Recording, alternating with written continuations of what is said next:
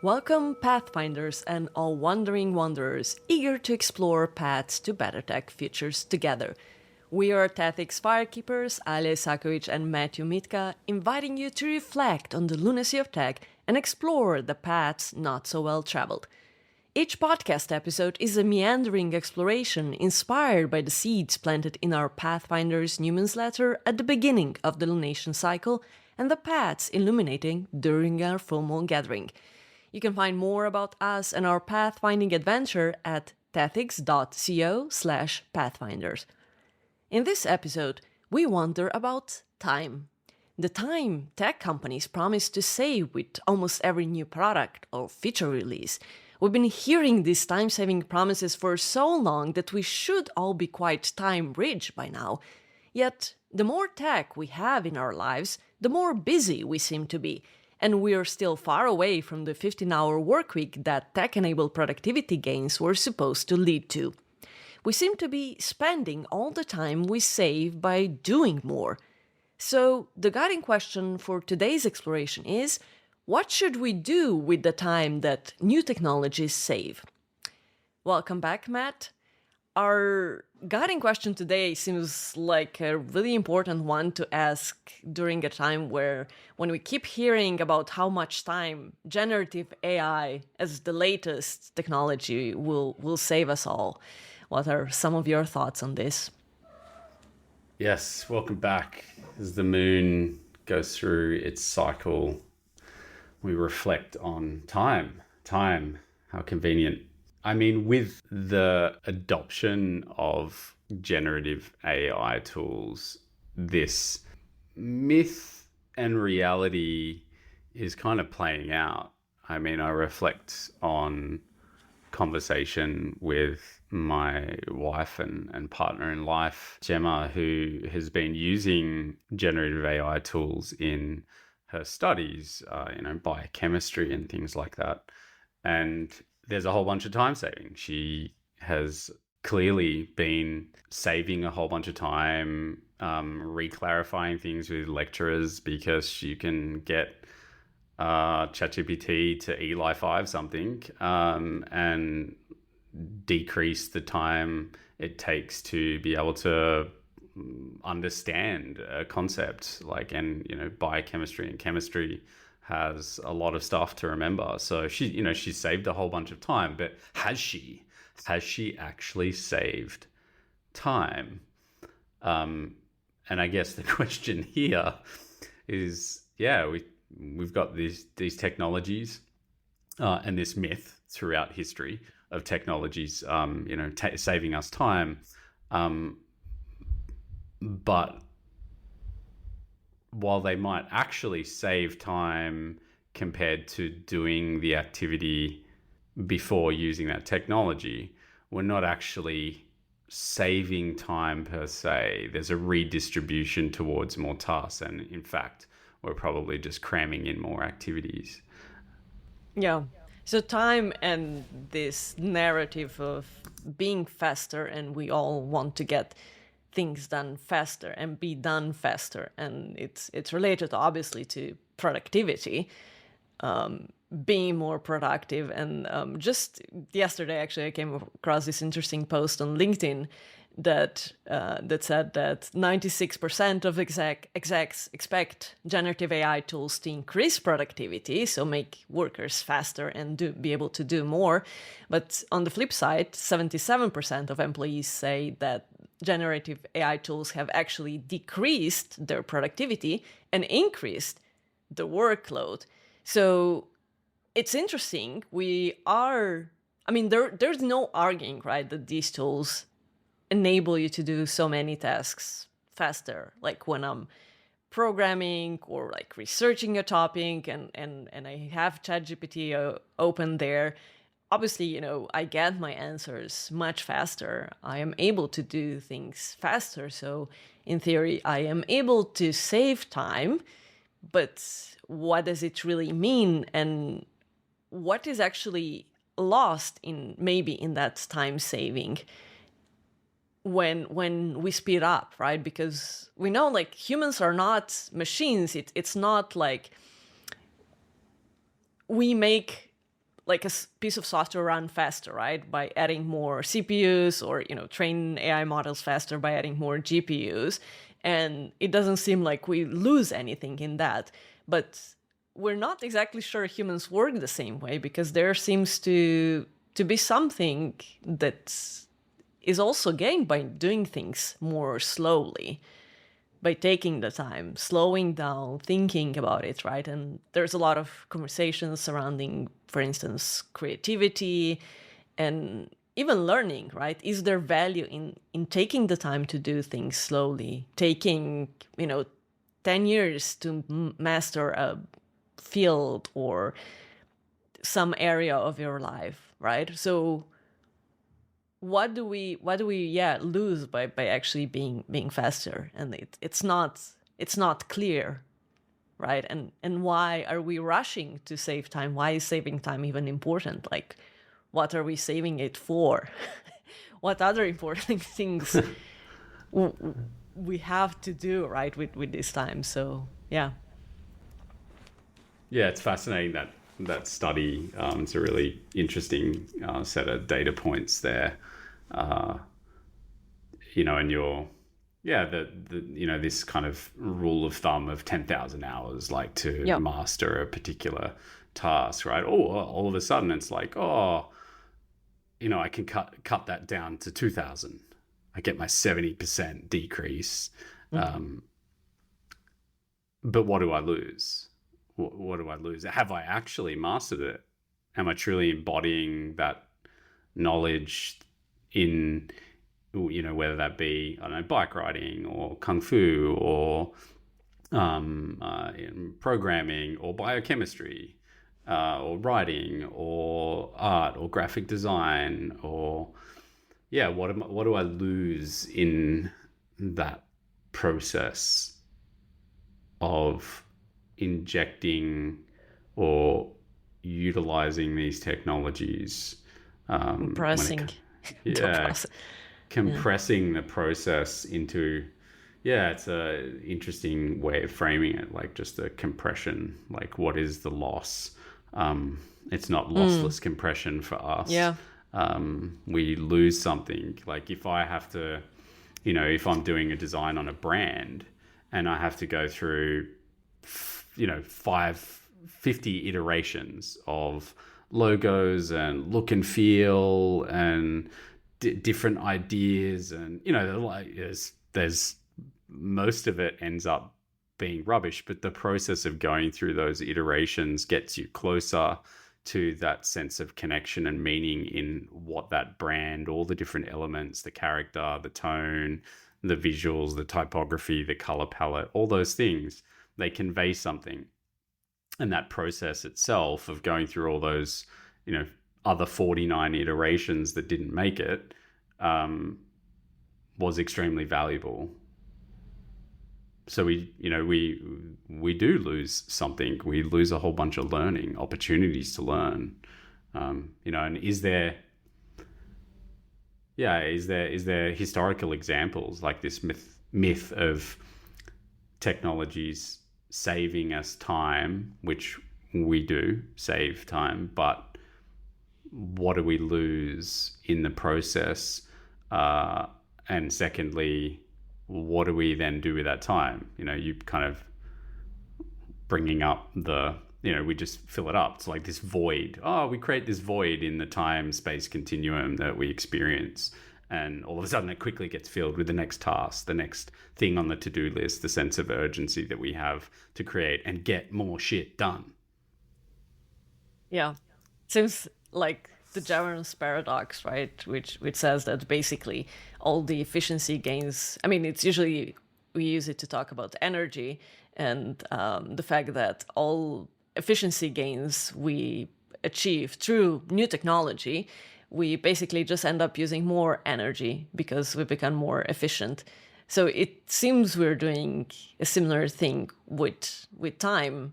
And yes, this idea of time compression is fascinating. And we actually don't yet know whether this time we're saving to learn a new field, right? Maybe if those 10,000 hours are going to come down to 2,000, like, yeah, what is lost in between.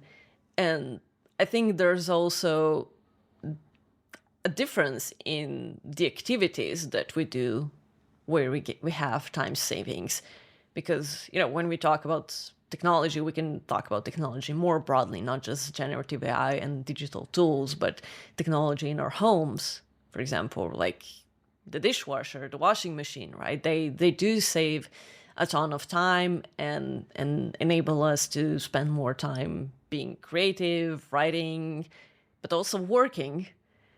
So did we also already lose a lot of things by, losing touch with food preparation or clothes and spending time with all these material things?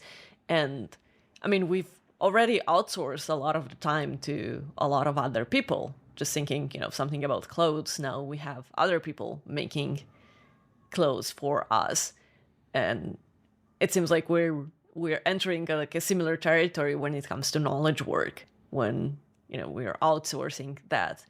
But yeah, what you mentioned, right, about what happens when you spend some time doing a task, you often reveal different layers that take time to basically surface. And I see that, for example, when I'm just like writing text, right? The first edit, the first draft it's like, yeah, it's all right, but if I spend like time doing revisions and going through it, usually I get new ideas and new perspectives, and the resulting text is so much better. And I don't think I get that same level of feedback from a generative AI tool like ChatGPT. Sometimes do ask it for thoughts on like a blog post I'm writing on, but it actually focuses more on like the form and yeah, it just like doesn't surface the same ways that I am able to surface if I spend more time like thinking about the topic, going on a walk, talking about the embodied perspective, and yeah, just yeah, looking at things differently.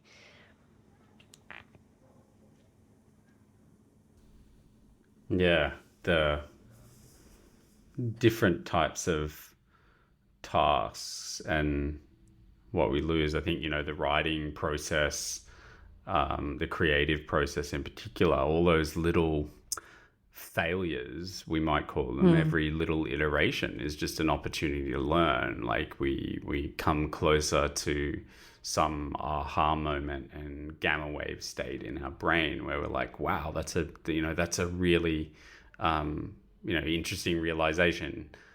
Peeling back those layers in every iteration reveals something emerges through that process, and we do lose that when we're rushing towards an outcome so that we can get to that next task on the to-do list that we have that is never ending anyway, until the day we die and we're lying on our deathbed and we realize, holy shit, all these things that I've done with my life, all the things that people said I should do are not the things that I actually truly thought were meaningful, that I actually value. These kind of deathbed regrets we have, and we'll no doubt kind of talk about some of that research here. But yeah, there's this historical perspective with this, from kind of pre-agricultural revolution stuff to post-agricultural revolution stuff, the kind of plow and these different technologies that we had that were, about saving time. You can even say kind of the wheel and simple machines and tools saved us a bunch of time. And I think we lose something in the process, like whether that be connections to the land and social and community bonds, or a whole bunch of learnings that we have through the process. I mean, the pain of making a mistake is an important biological, psychological factor for learning, and thus for pattern recognition and wisdom. Yeah, although on the other hand, right, it's the discomfort of doing a task that often drives us to explore technological solutions, right? It's the hard labor of, I don't know, moving stuff around that probably made us like explore the wheel and all these other inventions that save time and energy, right? Like energy is interesting, also related to time because you're often saving time and energy.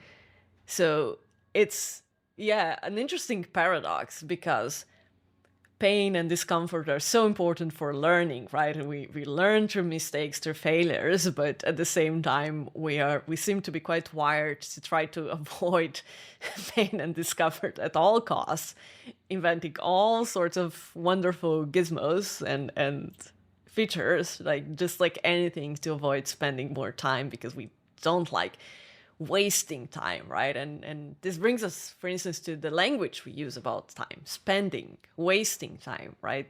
Value, like time as a value, as an almost an asset that we try to quantify and we measure with clocks and all of that. So like this points to a very interesting relationship we have with time, especially, I mean, obviously, we are biased here. We have like this Western developed in quotes perspective where we have sayings like time is money. We talk about saving, spending time. So it's an interesting, curious relationship we have with time and discomfort and all of these things. Yeah, and important point as well around we want to use these things to save time doing stuff that we don't really want to do. And there's this quote. I think it's Bill Gates, although I don't like to quote Bill Gates, but it's something to do with like choose a lazy person to do a hard job. Because a lazy person will find an easy way to do it or something like that. To save time, right? Yeah. And, and that is I guess, a process that we go through to find innovations, to find new ways of doing things that essentially are there to help us eliminate maybe stuff that we don't truly value. Like, there's certain menial tasks that it's like, okay, well, and I was referring to this in our earlier conversation about this topic on just household chores, washing clothes, hanging out clothes on the clothesline, folding, taking them off, folding them, putting them away. We don't yet have generative AI and robots to do that for us yet. Although there's no doubt been plenty of gizmos and innovations that have been marketed throughout the past 100 years since the kind of Industrial Revolution and into the 20th century to do that. But we don't yet have it. We've got like washing machines. Like, what's the washing machine? If you take away the washing machine and you have to, I've got like a family of 4 and we've got a lot of clothes. Relatively speaking, we don't have huge wardrobes, but, kids wear, I don't know, 2-3 outfits a day. Sometimes just because they're playing dress ups. But that generates all this washing. And if you get rid of the washing machine, you have to do that by hand. That's a lot of time washing clothes, a lot of time. But back to the kind of like before the washing machine, what did we do? We hand washed, like, and if we, lived in communities, we would, people, traditionally women in this context would, go and they would wash the clothes together, and they'd have conversations, and all these social and community bonds are formed as a result of that. So that stuff is lost to some degree. Yep. As a result. And I reflect on little gizmos for myself. In earlier on in my career, I was a bricklayer, and then became a builder and did a whole bunch of things in construction. But, there's all these little things that you can, like different tools that you can use to, I don't know, set up the way that you build corners. And there's different types of clamps and things like that, right? And these subtle innovations in that industry and that particular field saved a bunch of time. But my grandfather, this kind of artisan stonemason that came to Australia from former Yugoslavia or Croatia, he used to like building these things out of wood, and that was a very traditional way. And my uncle, his son, who I also worked with, used to, sometimes, push for the productivity thing, right? Running a business, you want to save time, right? So there was always these debates in Croatian taking place on the construction site.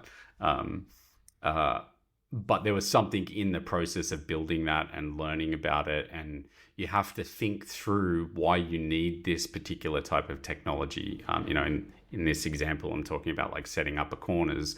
There's, levels and plumb that you need to maintain, and you have to think about that. And then you have to think about like the surface area and the context that you're in, and like all these other small little details and contextual factors that the newer technologies, they abstract away that detail, right? You don't have to be concerned about it anymore. But there is something that you lose as a result of that process of, something that takes much more time and thoughtfulness and embodiment. Yeah, so it's interesting that we are also trying to save different types of time, because so far I think we've been giving a lot of examples of trying to save time doing a task at work, whether it's like in a business context or the work we do in our homes. And there, where we're trying to do that task, it's related to productivity, sometimes business goals, all of that stuff. And the kind of why we're trying to save time there is that we have this expectation that we're going to be able to do more tasks in less time. But it's also interesting that we also try to save time when we're basically, not working, when we're just doing our hobbies and being playful. And then it becomes interesting, right? Why we're trying to rush these leisure activities. And I mean, hobbies often are a great way, right, to slow down and pick up a hobby where it's basically you're intentionally doing something by hand. I'm fascinated recently came across some videos on TikTok of people making their own paper, right, which seems to be quite time consuming and useless in our modern society where you can buy paper anywhere. But, it's a fascinating process, and I loved it as an idea of something to get into. Also might be, prepping us for end times, who knows? But I think it's more about, this pleasure of spending time doing something and really getting to know, understanding the process and being playful with it and being able to do things differently and create things that are different to what you can buy that are mass produced and standardized.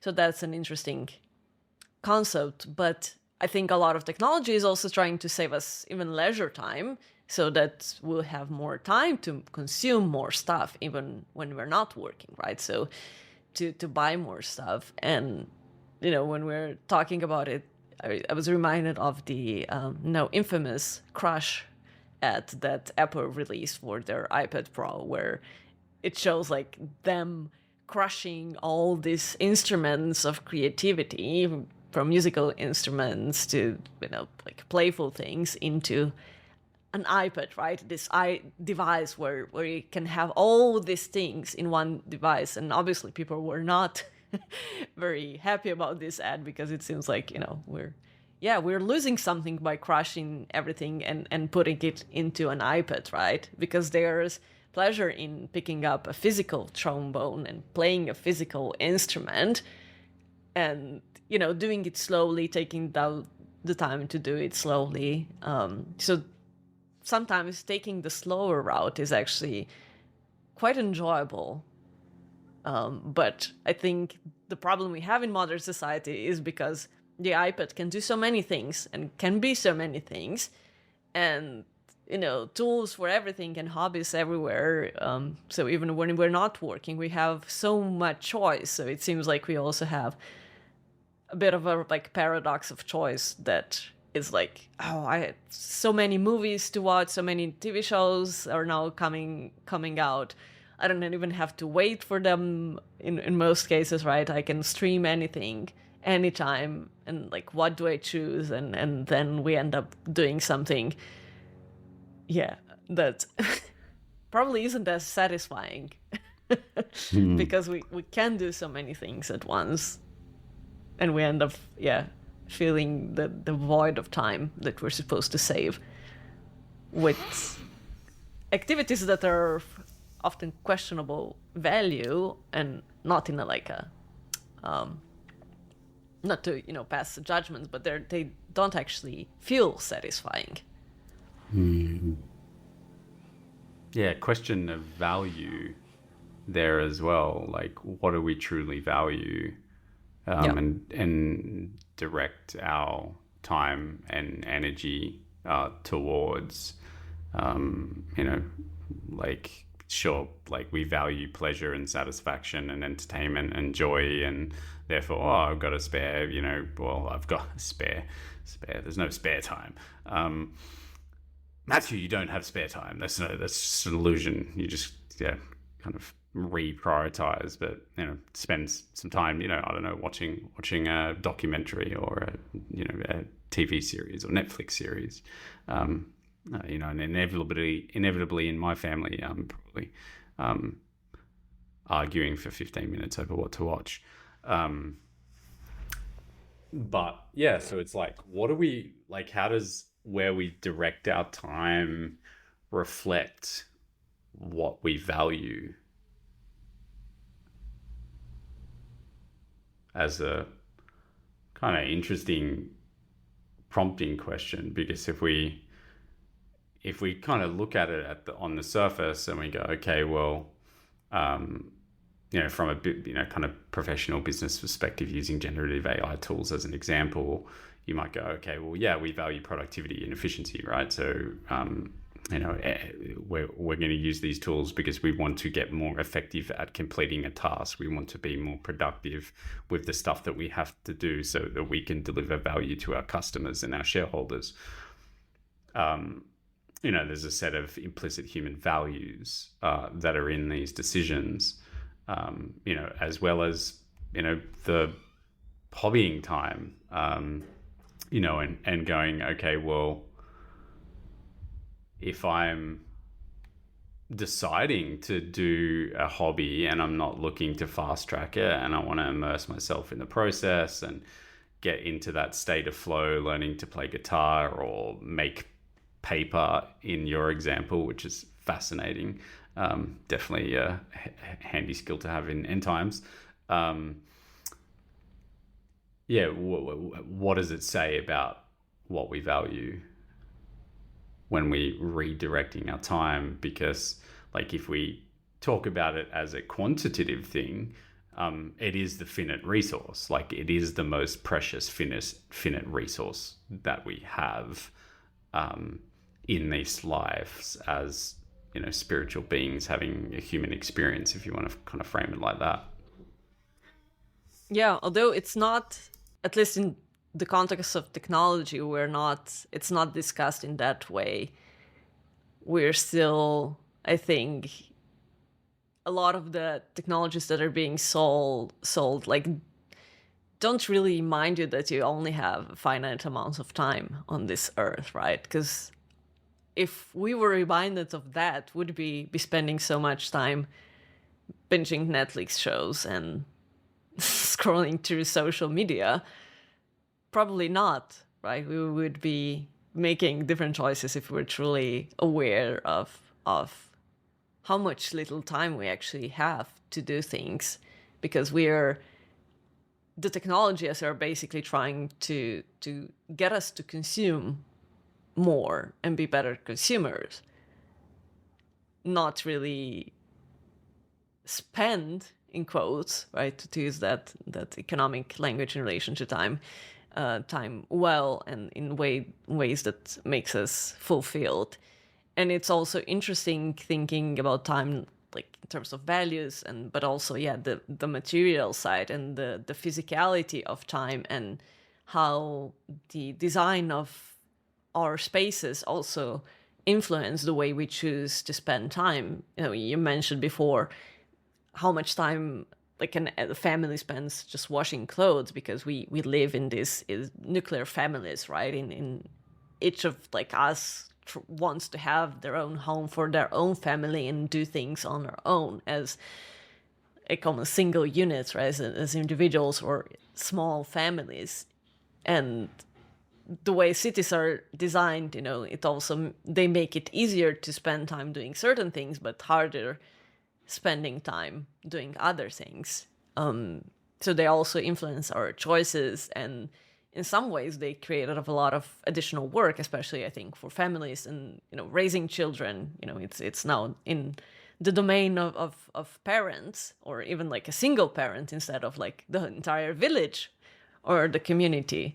So like this, it's interesting how the physicality of our spaces also influence that, and a lot of the elements of the system, and again what we value. And in our society we value work, we value consumption, so that all affect how we end up spending our time. And it's also, this relation with money is also interesting, because if you have more money you can basically save a lot of time. And there's this concept of the time tax, like in stores we now basically become cashiers and do all these different roles thanks to technology, and self-checkouts. But it's almost, we're saving time, we're interacting less with each other, right? We're not washing clothes together, cooking together, we're not raising children together. So we're saving time for what exactly? To be more lonely, to do more things on our own, faster. Yeah, makes you wonder what is the end goal here. Yeah, there's so much in that.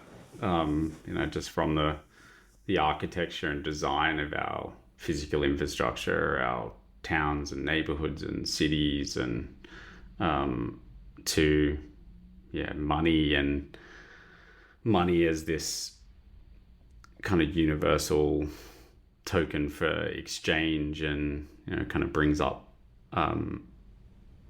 the labor theory of value, that any commodity is a representation of the labor time that has gone into it. So it kind of has this value, and it's kind of like the exchange value cost price is generally based on that. And this is like cost-based pricing strategy. It's like the amount of labor time from wage labor that kind of went into a product, as well as like all the materials define like cost, and then margins are put on top. And it's the time individualism. Like you finished like what you were saying just on like the value of things, and if you reflect on like our cities and the design of our spaces and stuff, it reflects our role as workers, our role as consumers, right? Yes, to some degree, role as citizens when we have spaces of commons and civic spaces, although they are few and far between these days, because you don't want a whole bunch of citizens organizing and starting to get together and talk about like what they truly value. Wouldn't that lead to something that people that maintain power and are the ultimate beneficiaries of the current system probably wouldn't necessarily like, which is why loitering and things like that is outlawed in certain places. Yeah. But yeah, the design of these things is kind of built around, productivity, economic output, like us as workers and consumers. Like that is in part because the economy is the highest order like value that we have in our social systems. And we use GDP and employment figures and unemployment figures and things like that to actually measure our societal progress. And what would our redistribution of time look like in a society where, human societal ecological well-being was the most important thing, was our ecologies, rather than the economy. That was what was truly valued, and the focus was on what would we be doing with our time then, or time was the most valued thing, like time spent experiencing the stuff that truly matters to you was what actually how we measured societal progress as humans. What would our worlds look like? How would we redesign things? I can imagine they would look fundamentally different to what they are today. Yeah, there's an interesting relationship we have in our modern societies between time and money, right? Because we're desperately inventing new technologies to save time. We gotta save more time. We gotta become more efficient, do more in the time that we have. But we don't really value time, because then we say, like, if you're not consuming something, if you're loitering, you're wasting time, and then that's a punishable offense. Like, we can't be having that. We're investing so many resources in saving time, but God forbid you dare to waste time by just doing nothing. That's considered almost a sin. And yeah, it's interesting, the fact that saving time is also very expensive, and like you said, time is not evenly distributed, and it's also related to how much money you have. So the more money you have, the more time you generally have, at least in theory, because there's obviously all these societal pressures to like, the more time you have, if you can afford like a nanny, a cleaner, all these things to save you time doing certain work, you're expected to be again spending that time. So you gotta spend the time that you save doing other things that contribute to the economy, basically, right? So it's like, yeah, we're trying to save time, but at the same time, you're expected to be spending time. So we're not really saving time. We're just, keeping the hamster wheel running. the paradox here of time, everything better, faster, cheaper. Yeah. George Monbiot, the kind of author and social critic and journalist, wrote an article in The Guardian recently talking about his experience in, I'm pretty sure it was the Greek islands, and he's talking about this wealthy person coming past on a big boat, jet engine. He's in this kayak, and there's this wealthy person. He's looking at some dolphins. There's this pod of dolphins that's there, and he's describing this experience where the person in the boat, with kind of jet boat engines roaring loudly, racing towards this pod of dolphins, and noticeably, this driver just not even paying attention to the fact that there's a pod of dolphins that he's racing towards. And, without kind of going into all the detail of this article that George Monbiot wrote, he's talking about the experiences that we have reflect that and the way that we approach different experiences depending on the level of wealth that we have. Like if you're super wealthy and you've got everything available to you and you've got this eternal paradox of choice, infinite choices to make, that everything seems trivial because you can kind of do anything and you can jam pack so many different experiences because you've got all this privilege. You don't have to spend hours and hours every week washing and hanging out and folding clothes. Or working for that matter, when you're super rich. And it's an interesting observation when you think about the subjective experience of time. And that when in one of the, I think, most kind of prominent famous studies looking at the subjective experience of time when we're traveling, and that the this example in the research was like a road trip, the road trip to a destination unknown where you've never taken this path before, subjectively was longer than on the way back where the surroundings and things were familiar, where you didn't necessarily pay attention to the detail and the trees and the mountains and the distance and things like that. So the quality of our life and our life experiences when it comes to time and our experience of time changes. So what we get when we're just, and I kind of feel, I'm 45. So much of my life is routinized. So many of my surroundings are familiar. My subjective experience of time is like, man, it's like days just pass by, weeks pass by. My kids are growing up so quick.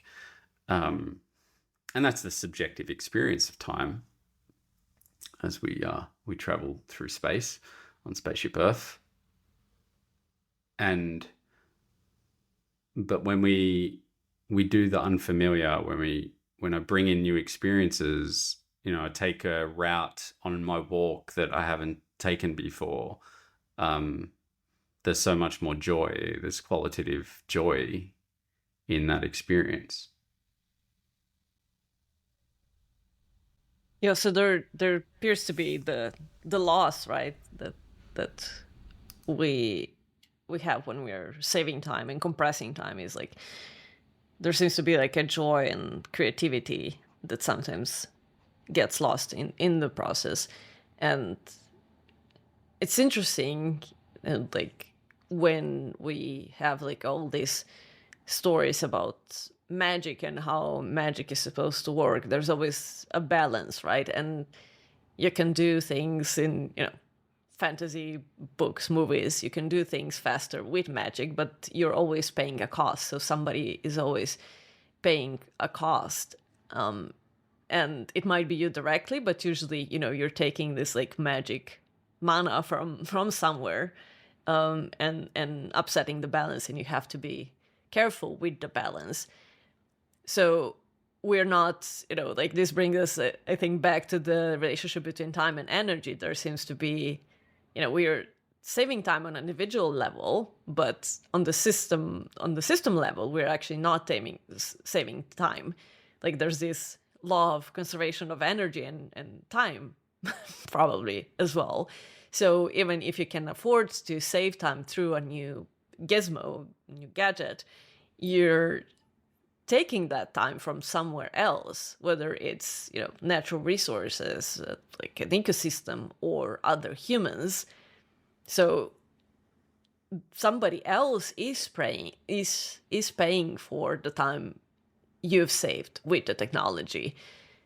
So the question, right, that arises is like, when we're saving time for ourselves, do we actually borrow time from the system? And who do we borrow time from? What are we talking about? Human, more than human life, like different resources. So this drive also to save time, it's, we mentioned before, it's time individualism, and it's very human centered. And centered on the individual. I'm gonna save time, and I don't care what needs to happen. In like if we're talking about technology, recently Apple introduced their vision of Apple Intelligence with the iPhone, and it's gonna save you so much time. Everything, like all the information presented to you, depending on your context, is gonna make you more efficient, faster, and all of that. But they will require you to buy a new iPhone that uses natural resources that needs to be manufactured. So their promised time saving is coming from somewhere in the system, and we're not always aware of the cost. And then, to bring it back to our guiding question of our conversation, what should we be doing with the time that we are saving with these technologies? Because from the conversation we had so far, what we seem to be doing is just like filling our time with more stuff, consuming more stuff, and trying to save more time without a clear goal of why are we trying to save all this time. And you mentioned before the very interesting research on, and quite well known, on deathbed regrets. Because if we're talking about what should we do with the time that we save, we gotta look at what we value as humans. And what people talk about when they're dying and when their time is running up, essentially, when they realize, oh shit, right? Now, got no more time to save. Like, that's it. What have I done with my life? And they talk about the desire to having spent more time with loved ones, doing things they enjoy, experiencing life and the world, as you were talking about, and doing less work, actually. So, but we seem to be having to do more work, the more time we save on work. So what do we actually desire more time for is the question, right? Yeah, and I think in the deathbed regret research that has been done, I reflect on this way of conceptualizing kind of human lifetime, and it's kind of laid out on a grid. You can do it in days or weeks or months, right? And you kind of color in one and fill in the dot. When you lay it out like that, you realize the finitude. You kind of see it in this kind of chronos time, in this quantitative time. And ultimately, our time here as humans is ultimately kind of precious. I mean, I could die tomorrow. I don't know. I could die tonight in bed because I've got some, I don't know, thing happening in my brain and I haven't done my brain scans like the doctors told me to.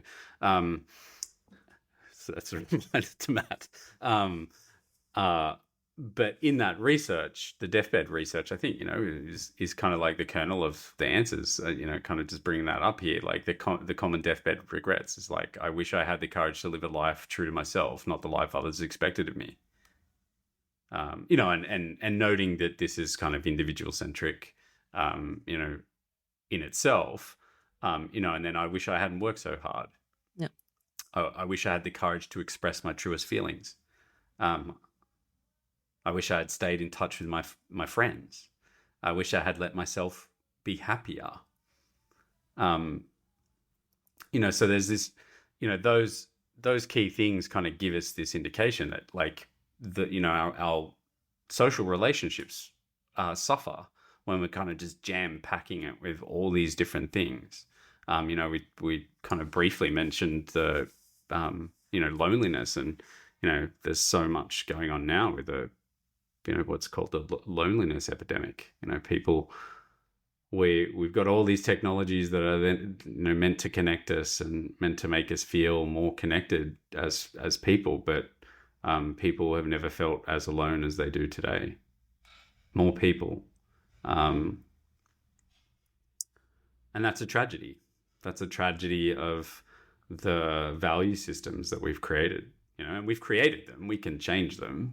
They're not like immovable, immutable laws of physics, despite what we might actually get programmed through our narratives throughout our lives. But yeah, it's like our individual community kind of social well-being matters, like our leisure time, being able to do the things that bring us joy, like being able to contribute to like my time to be able to volunteer and help people and do bush regeneration and cultivate community gardens and engage in reflection and mindfulness and really take care of myself and the people that I care about and the things that I care about, like the world that I care about, the ecology that I care about. So had John Maynard Keynes, predictions of from 100 years ago almost now, from 1930, about having a 15-hour work week Yep. and all this leisure time come true. What would we do with that extra time? Like if we've got 35, hours, or in this case, like, for average week, 40-hour work week, we've got an extra 25 hours that we've got to devote to the things that we believe truly matter to us. Yeah, and there's some research, right, that says that for 95% of human history, we actually worked 15 hours a week. And, we keep hearing about this, every new technology is like gonna make us more productive, but we don't really seem to be working any less. So, it's true that technology does save us time, but at the same time, we have to be aware that it creates more opportunity to spend time. There's more pressures to do more things, right? And like we get into the Jevons paradox, the paradox of choice, and we end up, I think we're all pressured, and we have this additional work almost of keeping up even with the news, more TV shows, like social media feeds, right? And so we end up feeling the void that we mentioned. And it's interesting that now we are building features to manage our screen time in these technologies because we realized we cannot really trust ourselves to spend the time we saved to do meaningful things that really matter. And there's this whole, time well spent movement that's, I think, even ironically originating in Silicon Valley, which invented even more things for us to spend time on as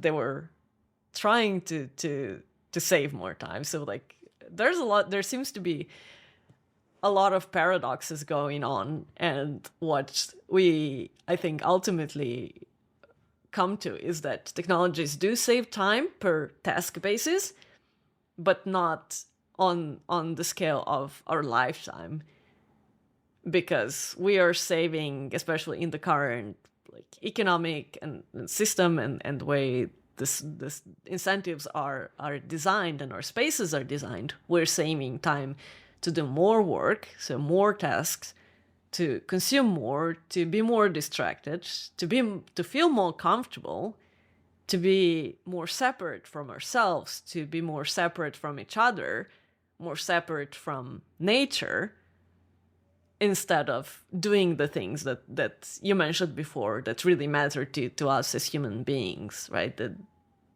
social interactions, the relationship with each other, with ourselves, with nature, slowing down and being creative and experiencing joy and taking the time to fully take in our environment and all of that. So maybe we can even we usually talk about the ethics intent to action gap, but there also appears to be a time intent to action gap. So we intend to save time so we have more time to do meaningful things, but what they end up doing is spending time on things that are not really fulfilling to us. Yeah. Damn you, paradoxes.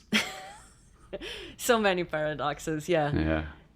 Damn you, Moloch and FOMO and fear of missing out and all these different incentives and competitive pressures that keep us at least believing that we're trapped and constrained. And I think those structural constraints are felt and real in many ways. But yeah, what this time intent to action gap, being being aware of it and being aware of these forces that influence us to fill the void of time that we might actually save. Like particularly, we've been talking a lot about generative AI, and there's a lot of hype and hubris and stuff going on, and has been for the past 18 months, 24 months. But when it comes to technologists, like, what does it mean for technologists? Should we keep building time-saving tech? How? Iteration 2 of time well spent. What does that mean for technologists? Yeah, it's an interesting question, especially given the research we started with, right? That executives expect these productivity gains, but employees just are more overwhelmed and under more pressure and don't feel like they're actually getting more done. So it's an interesting question if we, try to wrap up with some practical advice or thoughts on what we should be doing with this time savings. So maybe if we are talking about an organization that is trying to adopt generative AI, the question becomes, can we design a system, like some policies to encourage like a healthier redistribution of time savings, right? Because right now, organizations and decision makers just seem to be focused on saving time, doing more. But we're not having enough conversations, right? What does this mean, like at the broader level? So if an employee can do more in less time, what does that mean? And we're seeing so many tech organizations like just laying off people because they expect, I don't know, AI to magically do all their work, and then we get to a CrowdStrike situation outage when suddenly nobody can get work done because they're one of the companies that has laid off thousands of people, and suddenly companies are realizing, oh yeah, somebody still needs to be doing all this work despite all the efficiency gains promised by the AI. So yeah, it seems like organizations should really think about policy level decisions that distribute time. And when it comes to people building products, right? One simple piece of advice is don't build addictive tech, right? That relies on attention metrics and that's related to business models and incentives. So orienting ourselves and our design of products towards actually time well spent, and that starts from day one, right? Because a company like Facebook or Meta has a problem because their entire business model is designed around people spending more time on the website, and everything they do in the time well spent area is just trying to please people and quiet concerns, but they actually have to make decisions to make their product more addictive, which is a problem. Yeah, absolutely. Their very business model is dependent on designing in these perpetual engagement loops that keep people on their screens, using the products, generating data that generates more value for the company, and it allows them to train their open source model that they're gladly giving to the world. Some great, I guess, recommendations, and things to be aware of. And I do like to recognize that you actually take from when you're creating. There's somewhere down the supply chain, even in the supply chain of time, where something has been taken but also, in this unfolding of time, to some degree in the future as well. Who are you borrowing from? Yeah, that's something to think about both in at work when we're trying to create new products that will save time, and in our personal lives as well. With every time saving gadget, gizmo, whatever that we buy, who and what did we take that time from? So there's the acknowledgement of the responsibility we have in saving time, and who do we owe time to then, and are we being responsible with the choices we make? Wonderful conversation, Alia. Thank you. And thank you to all of you listening, Pathfinders, particularly the ones that subscribe and help us out with paid subscriptions as well. We hope that you have found this insightful, mildly entertaining even. And we especially appreciate your gift of time, right? Because given the conversation we had today, we recognize how precious time is in a sense, and how many options we all have to spend time. So we really appreciate that you're choosing to spend this time listening to our conversations, and we hope we manage to inspire additional conversations, spark additional conversations. And for me, this certainly has made me think about how I am spending time, right? And whether I'm allocating time to the right places. And just thinking about time more often, not taking it for granted, and not spending time in the ways that are expected of us, I suppose. So any other final words of wisdom from you, Matt? No, we've covered it. Probably you devote your time to stuff that truly matters to you. Spend some time actually defining what that is. Yeah, exactly. And definitely reading that about regrets and reflections is can be quite sobering, and hopefully can help you reflect on the everyday choices and what we devote our finite time to. All right, I think this is a wrap. Thanks for listening and pathfinding with us. If you enjoyed this exploration, share it with friends to inspire further discussions. Leave a review, comment, or send us your thoughts at community@thetix.co.